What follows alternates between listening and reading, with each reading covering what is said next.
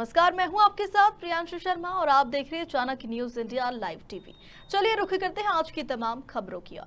प्रांजल हत्याकांड के नाबालिग आरोपियों को तो जेल भेज दिया गया। वहीं परिजन सीआईडी जांच के साथ 3 अन्य मांगों को लेकर सैकड़ों लोगों ने परिजन के साथ देवरी थाने का घेराव किया। वहीं स्थिति बिगड़ते देख भारी पुलिस बल और ब्रज वाहन को बुलाया गया। 4 घंटे की मशक्कत के बाद चारों मांगों को मान लिया गया है। रायसेन जिले के देवरी थाना क्षेत्र में स्कूली छात्र की सहपाठी स्कूली छात्रों ने हत्या कर दी। 2 माह बाद पुलिस को अनुसंधान के बाद नाबालिग 3 आरोपियों से पूछताछ कर मृतक के शव की अस्थियों और कपड़ों से पहचान कर ली थी। वहीं परिजनों से आज 4 सूत्री मांगों को लेकर सैकड़ों लोगों ने थाने का घेराव किया। 4 घंटे तक तनाव की स्थिति बनी रही। भारी पुलिस बल तैनात रहा। परिजनों की चारों मांगे पुलिस द्वारा मानी गई। क्या मामला है, कहां तक पुलिस पहुंची है, क्या खुलासा हुआ है?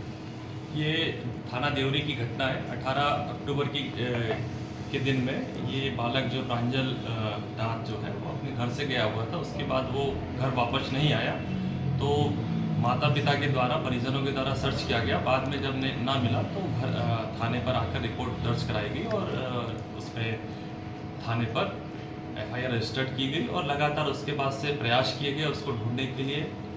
विभिन्न जो टीमें बनाई गई अन्य जिलों में जहाँ पर भी परिजनों के द्वारा जानकारी मिलती गई और पुलिस के जो फैक्ट्स आते गए तो उस पर काफ़ी कुछ सॉर्ट आउट किया गया, उसको देखा गया।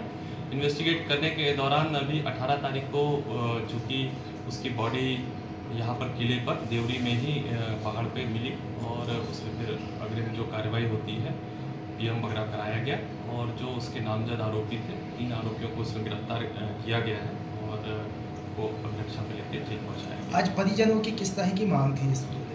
परिजन चूँकि आज आए हुए थे वो उनका कहना था कि इसमें और भी लोग इन्वॉल्व हो सकते हैं तो इसकी सूक्ष्मता से जांच की जाए। तो इसके लिए हम लोगों ने आश्वासन दिया है कि हम इसमें चूँकि सूक्ष्मता से जांच कराएंगे और उनकी मांग थी कि सीआईडी जांच कराई जाए। तो हमारे द्वारा यहाँ से वरिष्ठ अधिकारियों से चर्चा करके वरिष्ठ स्तर पर सीआईडी जांच के लिए प्रस्ताव भेजा। लेकिन सर सीआईडी जांच तो लगभग 3-4 साल लग जाता है, कम से कम उसके।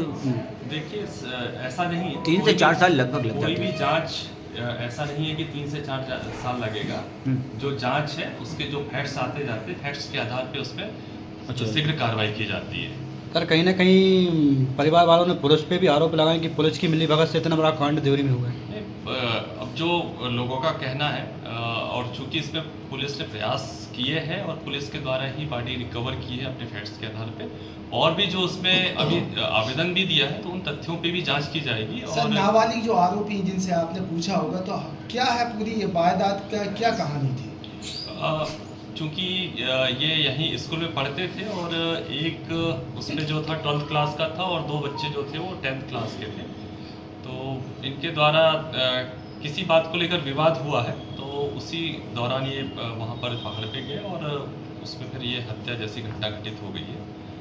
तो फिर सर छोटे से मामले में इतनी बड़ी हत्या तो होती नहीं, कुछ पुलिस किस नतीजे पे पहुंची, किस वजह से हुआ ये सारा कांड? वजह ये सारी चीज़ें जो चूँकि विवाद के कारण ही ये सारी चीज़ें आई है और अभी इस पे अभी आज चूँकि उस कुछ फैक्ट्स आवेदन में उनके द्वारा दिए गए तो उस पर अभी सभी बिंदुओं पे जानकारी एकत्र। तो अभी पुलिस को नहीं मालूम था कि किस वजह से मतलब ये हत्या की गई है? वजह जो आई है अभी तक जो जांच में आया है उसमें तो यही है कि चूँकि इनके बीच में विवाद हुआ है किसी बात को लेकर और विवाद के दौरान ही आपस में तू में हुई है और फिर झड़प हुई है। सर 2 महीने से पुलिस परेशान हो रही थी सुराग के लिए, तो पुलिस सुराग तक कैसे पहुंच पाई सर आरोपियों को? चूँकि बहुत सारे एंगल पे काम करना होता है और लगातार हर एंगल पे काम कर रहे थे। जो सस्पिशियस एंगल्स आते गए उसको सबको क्लियर करते गए और क्लियर करने के बाद ये एंगल हमें मिला, क्लू मिला और उस पर हम आगे बढ़े जिसमें यहाँ तक हमारी इन्वेस्टिगेशन पहुँच पाई है। ठीक सर। रायसेन से जगदीश लोधी की रिपोर्ट।